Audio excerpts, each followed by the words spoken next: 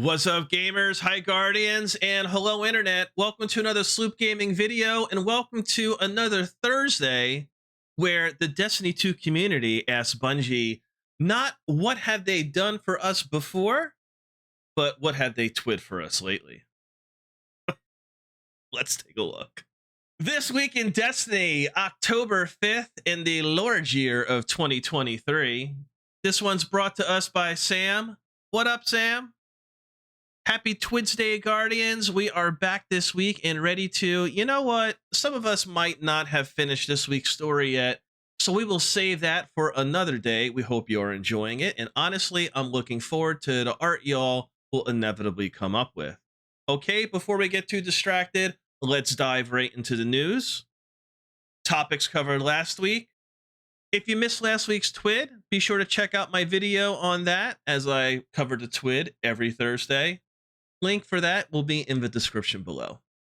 Topics for this week: exotic focusing updates, Deck of Whispers article highlight, mid-season armor and weapons preview, more seasons added to the cutscene archive. RAHOOL hosts The Price is Right.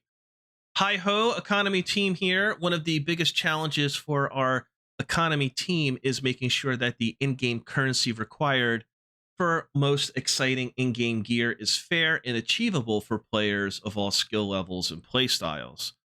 If the required currency is too high, only players who play the hardest content every week feel like they can afford something, and it stops feeling aspirational for new and more casual players. On the other hand, if the price is too low, highly engaged folks will essentially have infinite access to the currency in question, and it makes getting high-end gear like exotics feel like no big deal. When we made exotic focusing, we spent a lot of time asking ourselves what feels fair to players of all types.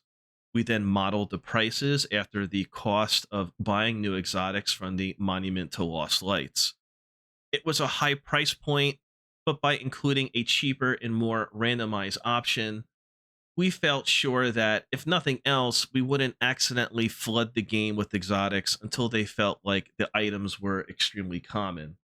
Since then, we have had a lot of opportunities to both listen to community feedback about exotic focusing and collect detailed data about how much players with different time commitments tend to earn and own week to week. To make a long story short, we saw that, except for folks who play Destiny 2 a whole heck of a lot, most weeks you all weren't earning more than a few Ascendant Shards a week, with players who only have a few hours to play maybe earning one. Armed with that information, we've made two important changes to how exotic focusing is priced. First and foremost, we are eliminating the exotic cipher cost for Tier 2 focusing. Focusing was always meant to be a way for players to put in the work and pick what they want, and the slow rate at which players earn exotic ciphers works against that. Secondly, we are reducing Ascendant Shard costs for both tiers of exotic focusing. Tier 2 focusing will now cost 2 shards, so most players will be able to get a few extra targeted rolls for build crafting per week, if that's where they choose to spend them. Tier 1 focusing already only costs 1 shard, but we heard a lot of feedback that the cost still felt steep. In all that data about materials, we also realized that players don't have enough places to spend enhancement prisms in a meaningful way, so we changed the cost from 1 shard to 10 prisms. On the surface, the price hasn't changed much, 50,000 glimmer, but now, for less than it costs to get a shard, you can get a semi-targeted exotic roll. In closing, here are the new and lower exotic focusing costs that will be implemented on October 17th, 2023. Tier 1, 30,000 glimmer, 10 enhancement prisms. Tier 2, 60,000 glimmer, 2 Ascendant Shards. Deck of Whispers. As players have witnessed, get it? Witness? There is a new feature in the Season of the Witch, the Deck of Whispers. Earlier this week, we released a feature story going into more depth and detail around the creation and execution of getting the deck into the game, and then summoning an IRL version of the deck you can own for yourself. Learning more about hows and whys of this is truly something special, so make sure you take a look at it. Mid-season armor and weapons preview. It's time for the mid-season armor and weapons update, and today we are diving deeper into the upcoming changes that you can look forward to in update 7.2.5. Here we go. First up, let's look at some armor changes. For the Season 22 mid-season update, we wanted to adjust 2 exotic armors that we felt were becoming hard to counter in PvP. ANTAEUS Wards. Reflective Vents now requires full class ability to deploy. Following deactivation of Reflective Vents, your class ability energy is drained proportional to the amount of damage reflected. No longer provides an improved slide. ANTAEUS Wards was granting too large a benefit for too little a cost. It also suffered from a lack of meaningful counterplay options. By tying the damage reflection to class ability, we hope to reduce the uptime of the effect and to prevent it from easily stacking with the Juggernaut arc aspect. ANTAEUS Ward users will have to think about their engagements more carefully because opponents can exploit the times their class ability is on cooldown. Young Ahamkara's Spine. Reduce the trip mine grenades bonus health from 100 to 70 and remove the bonus 50% damage resistance. Grenade energy is now provided on ability kills instead of damage with abilities. These changes to Young Ahamkara's Spine targeted 2 aspects of the exotic that we felt were causing issues. First, we wanted to bring its total bonus grenade energy more in line with other solar ability focused exotics like Aether's Embrace and Caliban's Hand. This change keeps the amount of energy provided large, but reduces how easily it can be gained. Second, we wanted to make it easier to counter the enhanced trip mine grenades in PvP by reducing the amount of bonus durability that the exotic provides. The hope is that a well-placed trip mine will still offer the hunter an advantage, but a careless one no longer shifts the flow of an engagement all on its own. Weapon balancing, weapon archetypes. Submachine guns, while SMGs as a whole have generally been brought into line by the recent changes, we're still finding that many players, especially those on mouse and keyboard, still see little downside to sacrificing their stability stat to maximize range. We always want players to have a choice when it comes to which stat they want to prioritize, but those choices should have trade-offs. Until now, ignoring or even reducing stability was not seen as much of a penalty, and the benefits of range far outstrip the downsides. So we're going to make that choice a little bit tougher. The goal of this change is to not make SMGs feel hard to control at base. That said, if you choose to sacrifice stability or not to invest in it, you will notice the difference in controllability, especially at maximum ranges where greater precision is required. General increased recoil globally by 10%, reduced the mouse and keyboard stability bonus from 20 to 10%. Auto rifles. In general, we're happy that auto rifles are seeing more play in PvP, even at higher level lobbies, but we believe the 2-part buff to range they received in Season 22 may have been a bit too much. This is especially true for the rapid fire and precision subfamilies, which were already strong. On the other hand, we're still not happy with where adaptive and high impact auto rifles shake out compared to other ARs, so we've made some tweaks to separate them a bit. For rapid fire, adaptive, and precision ARs, we have reduced their aim down sights damage fall off scalar stat back down to 1.6x, while we have left high impacts at 1.7x. This should sufficiently differentiate the maximum ranges they are able to achieve and give high impacts room to breathe over precisions, which are currently able to achieve the same ranges without the downside of needing to be more accurate. For adaptive ARs, we weren't happy with how difficult they felt to use, so we have increased their base damage and decreased their critical hit multiplier to make them more forgiving while retaining their current optimal time to kill. Rapid fire auto rifles reduce the ADS damage fall off scalar from 1.7x to 1.6x. Adaptive auto rifles reduce the ADS damage fall off scalar from 1.7 to 1.6x. Increase the base damage from 14.25 to 15. Decrease the critical hit multiplier from 1.6 to 1.55.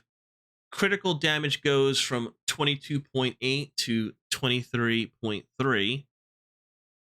Precision auto rifles reduce the ADS damage fall off scalar from 1.7 to 1.6x. AMIT AR4. In our final change to ARs, we are going to be experimenting with the new freedom that separating zoom from damage fall off has given us by moving the AMIT AR4's zoom value from 17 to 15. In the live game, AMIT is currently the undisputed king of all ARs for multiple reasons. Its high range, the ability to craft it with double enhanced consistency perks, the Amalan origin trait, and its above average zoom all contribute to the weapon feeling like there is no reason to use anything else. Reducing the zoom will make the weapon easier to use at closer range, where it has stiff competition from SNGs like Immortal and Unending Tempest, but it will make it harder to use at long range, as the accuracy will be decreased and the aim assist will fall off sooner.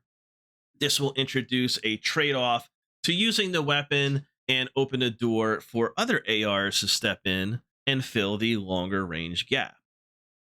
Also reduce the zoom from 17 to 15. Pulse rifles.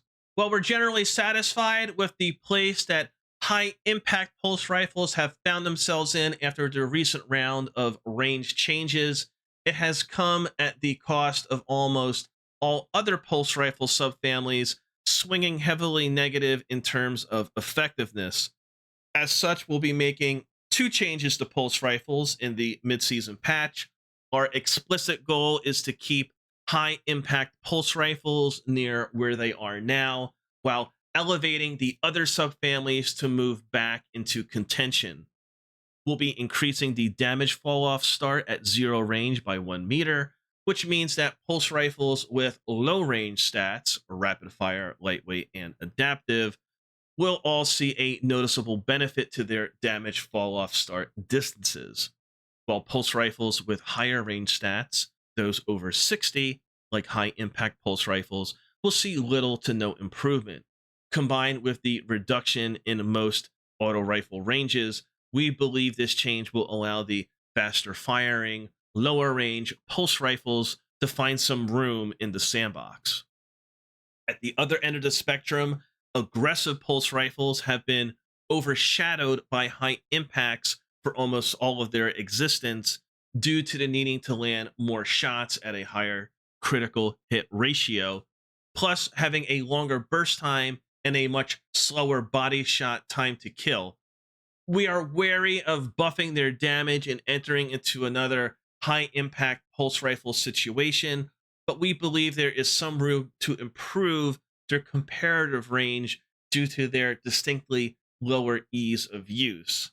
As such, we have moved their ADS damage fall off scalar from 1.7 to 1.8x, which will elevate them over high impact pulse rifles in terms of damage fall off distance and give players a reason to take the trade off in terms of lethality and forgiveness.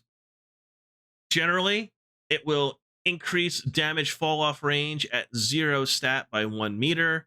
Aggressive pulse rifles increase the ADS damage fall off scalar to 1.8x.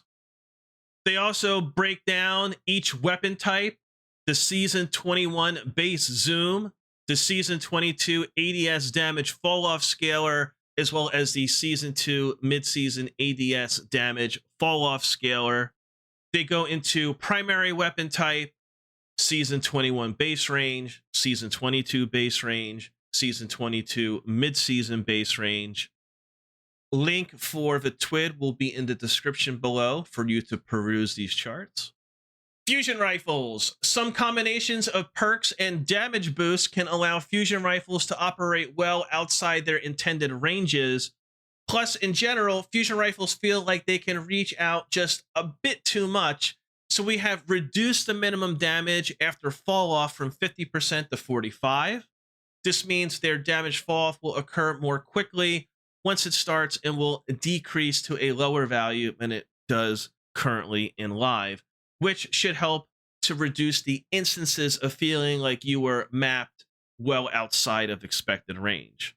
So, in general, reduce the minimum damage that fusion rifles can deal after damage fall off from 50% to 45%. Sniper rifles. The changes to sniper rifles are twofold.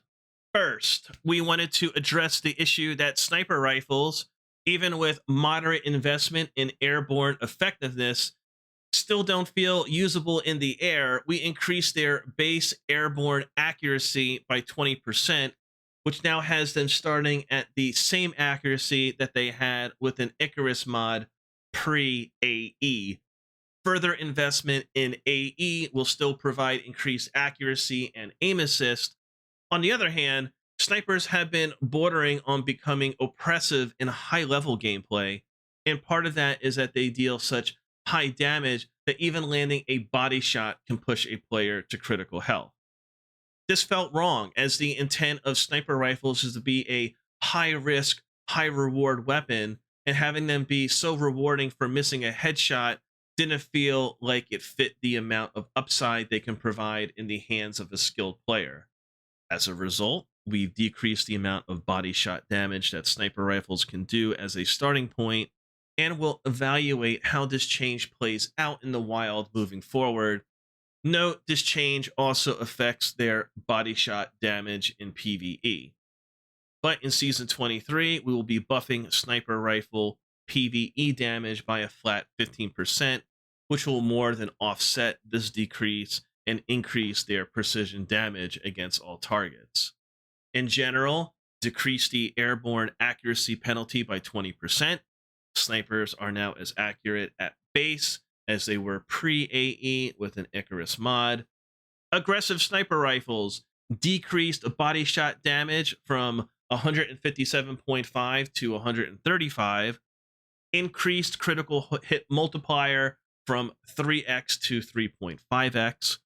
Adaptive sniper rifles decreased body shot damage from 131 to 119, increased critical hit multiplier from 2.95x to 3.25x. Rapid fire sniper rifles decreased body shot damage from 90 to 85, increased critical hit multiplier from 3.25x to 3.45x.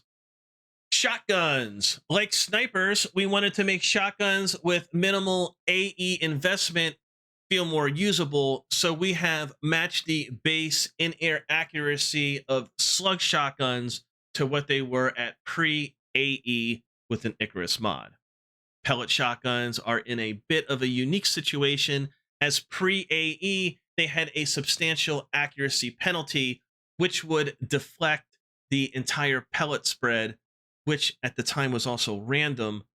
We have since removed that entirely and replaced it with an increase to spread angle so that the effect of jumping on the weapon's behavior would be more predictable and could be displayed in the hipfire reticle. As it stands currently, their actual accuracy is the same as it is on the ground and cannot be improved. But to be fair to them, we have also decreased the pellet spread penalty by 20%. In general, decrease the airborne accuracy penalty for precision slug shotguns by 20%. Slug shotguns are now as accurate at base as they were pre-AE with an Icarus mod. Decrease the airborne pellet spread penalty for pellet shotguns by 20%. Perks. Perfect Float. Perfect Float has strong benefits, but the duration was too short for something that just improves stats and requires extended combat. Increased base duration from 6 to 10 seconds, increased extended duration from 7 to 12 seconds. Kickstart. Kickstart is one of the most popular damage perks on fusion rifles, and it allows them to have both a substantial damage buff and faster recharge time without a difficult activation cost. So we have reduced the damage bonus provided by the perk, reduced damage bonus from 20% to 15%. Checkmate. We will also have some minor tuning coming for Checkmate Control, including increasing the score to win from 100 to 125 and decreasing the frequency of heavy ammo spawns from 90 to 180 seconds. Future stuff. In Season 23, we will have a host of PvE tuning changes. We don't want to share too many specifics because some things still have the possibility of shifting during testing, but we can give you the sneak peek. Increased base PvE damage for glaive projectiles and sniper rifles. Increased damage against minor combatants for pulses and auto rifles. Greatly increased damage against champions for Revision 0 and Vex Mythoclass. We're also excited to finally get the glaive rework into your hands, including some changes that we've made to the exotic class glaives to make them more effective and enjoyable to use. Have any thoughts about what we shared so far? Be sure to let Bungie know at their Twitter handle or in the feedback forum section, and certainly let us know how you feel about this week in Destiny in the comment sections below. The Destiny 2 cutscene archive update. The cutscene archive has been updated once again. This week we are bringing the following seasons to our cutscene playlist on YouTube. Season of the Worthy, Season 10. Season of Arrivals, Season 11. Season of the Hunt, Season 12.